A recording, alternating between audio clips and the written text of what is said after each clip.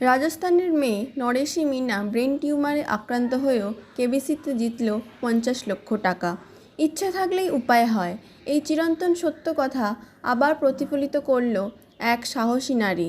হ্যাঁ, ঠিকই শুনেছেন, এবছর ভাগ্য বদলের এক অনবদ্য প্ল্যাটফর্ম কৌন বনেগা করোড়পতি সিজন 16-এ বাজিমাত করলেন নরেশি মিনা, যিনি রাজস্থানের সওয়াই মাধোপুরের বাসিন্দা, যিনি শারীরিকভাবে অসুস্থ। হ্যাঁ, ঠিকই শুনেছেন, তিনি সাহসী মনোবলের দৃষ্টান্ত উপস্থাপনকারী এক নারী। ব্রেন টিউমারে আক্রান্ত নরেশি মিনা। আর্থিকভাবে রোগের চিকিৎসার খরচ করা তার কাছে ব্যয়বহুল, তা সত্ত্বেও তিনি দমে যাননি।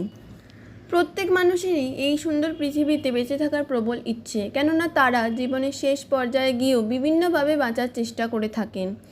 তেমন ব্যতিক্রমী নন নরেশি মিনা, যিনি প্রোটন থেরাপির অর্থ জোগাড়ের আশায় ভাগ্য বদলের প্ল্যাটফর্ম কৌন বনেগা করোড়পতি 16-তে অংশগ্রহণের উদ্যোগ নেয়। তার কেবিসিতে আসার পথটার দূরত্ব ছিল অনেকটাই বেশি। প্রায় 7 বছর ধরে তিনি প্রস্তুত করেছেন নিজেকে কেবিসিতে আসার জন্য। তিনি কৌন বনেগা করোড়পতি সিজন 16-এর প্রথম প্রতিযোগী ছিলেন, যিনি 1 কোটির প্রশ্ন পর্যন্ত পৌঁছাতে পেরেছিলেন, কিন্তু দুর্ভাগ্যবশত সেই উত্তর তিনি দিতে পারেননি, যদিও তিনি ৫০ লক্ষ টাকা পর্যন্ত সীমাবদ্ধ ছিলেন। তিনি বলেন তার চিকিৎসার জন্য খরচ 25 থেকে 30 লক্ষ টাকা এবং তিনি পেয়েছেন ৫০ লক্ষ টাকা। এটা তার কাছে একটা স্বপ্নপূরণ। তার চিকিৎসার দায়িত্ব নেন বিগ বি অমিতাভ বচ্চন, এ কথাও তিনি বলেন। প্রসঙ্গত, নিজের লক্ষ্য পূরণের সাথেও তার স্বপ্ন পূরণের এক মাত্রা যোগের বিষয় নিয়ে তিনি বলেন, ফুট সিটে পৌঁছে অমিতাভ বচ্চনকে অত কাছ থেকে দেখার পর মনে হচ্ছিল অন্য দুনিয়ায় পৌঁছে গেছি, যেন স্বপ্ন সত্যি বলে মনে হচ্ছিল। এই প্ল্যাটফর্মে আসতে তার অনেক ত্যাগ স্বীকার করতে হয়েছে, যা সহজেই সম্ভব ছিল না। তিনি এক সাক্ষাৎকারে জানান, যার বঙ্গানুবাদ, আমি আমার RAS পরীক্ষা মিস করেছি, যা ছিল জুলাই 2021 তারিখে।